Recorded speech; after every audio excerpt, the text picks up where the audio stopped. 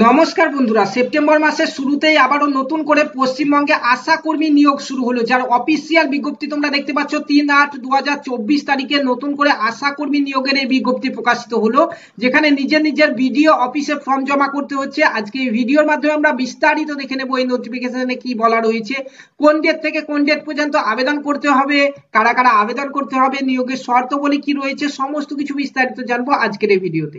তো বন্ধুরা দেখতে পাচ্ছ নোটিফিকেশনে প্রথমেই দেওয়া রয়েছে যে আবেদনপত্র জমা নেওয়ার তারিখ, যেখানে 4/9/2024 তারিখ থেকে 4/10/2024 তারিখ পর্যন্ত তোমরা ফর্ম জমা করতে পারবে। দেখতে পাচ্ছ সকাল 11টা থেকে বিকেল 4টে পর্যন্ত নিজের নিজের যে ব্লক রয়েছে সেই ব্লকে কিন্তু ফর্ম জমা করতে হবে।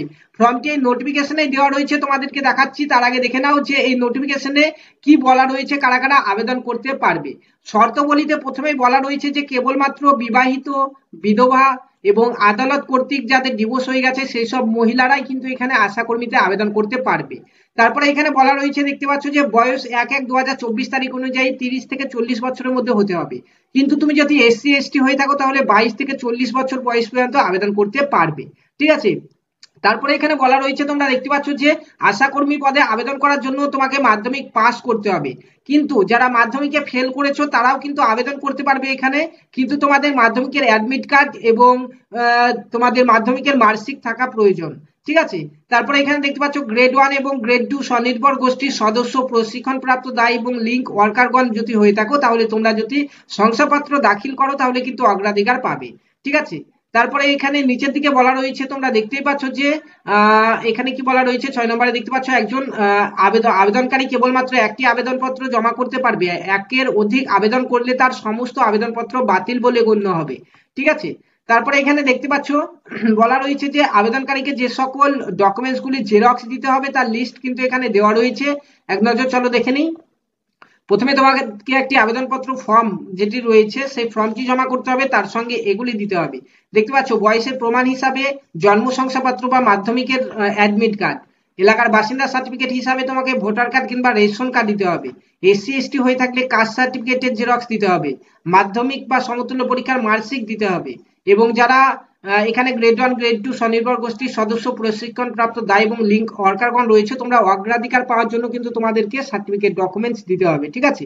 এবং এখানে দেখতে পাচ্ছ বিবাহিত প্রার্থীদের ক্ষেত্রে বিবাহ নিবন্ধীকরণ শংসাপত্র অথবা বিবাহের যে কোনো শংসাপত্র, বিবাহ বিচ্ছিন্ন প্রার্থীর ক্ষেত্রে প্রাসঙ্গিক আইনি প্রমাণপত্র, বিধবা প্রার্থীর ক্ষেত্রে তার স্বামীর মৃত্যুর শংসাপত্র জমা করতে হবে, জেরক্স। ঠিক আছে। তারপরে প্রার্থীকে স্বাক্ষর সহ 2 কপি পাসপোর্ট সাইজের রঙিন ছবি দিতে হবে। 1 কপি ছবি আবেদনপত্রের নির্দিষ্ট জায়গায় আঠা দিয়ে লাগিয়ে দিতে হবে এবং অন্য আরেকটি ছবি কিন্তু তোমাকে খামে ভরে দিতে হবে। 5 টাকা ডাক টিকিট সহ নিজের নাম ঠিকানা লেখা একটি খাম দিতে হবে। ঠিক আছে। এবং সাম্প্রতিক সচিত্র ভোটার তালিকার বর্তমান অংশ নম্বর এবং ক্রমিক নম্বর কিন্তু তোমাকে এখানে দেখতে পাচ্ছ স্বপ্রত্যয়িত নকল দিতে হবে, অর্থাৎ ভোটার লিস্টের জেরক্স কিন্তু তোমাকে দিতে হবে। ঠিক আছে। এছাড়াও তোমরা এখান থেকে দেখতে পাচ্ছ এখানে বলা রয়েছে যে যে সকল নথিগুলি আবেদন করার সময় আবেদনপত্রের সঙ্গে জমা দেওয়া হবে না সেগুলি পরে জমা দিলে গৃহীত হবে না। ঠিক আছে। আবেদনপত্রটি খামে ভরে সংশ্লিষ্ট বিডিও অফিসের ঠিকানায় জমা দিতে হবে। খামের উপরে নিম্নলিখিত তথ্যগুলি অবশ্যই লিখতে হবে। দেখতে পাচ্ছ এই যা জিনিস লেখা রয়েছে এখানে, তোমাকে খামের উপরে কিন্তু এই জিনিসগুলি লিখতে হবে। ঠিক আছে, এটি দেখে নাও।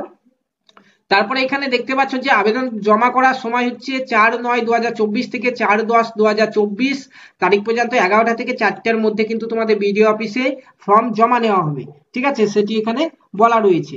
তারপরে দেখতে পাচ্ছ উপরিক্ত শর্ত পূরণকারী প্রার্থীরা ইন্টারভিউ এর তারিখ এবং সময় স্থান উল্লেখিত পত্র যোগ্য প্রার্থীদের ঠিকানায় ডাক যোগে প্রেরণ করা হবে।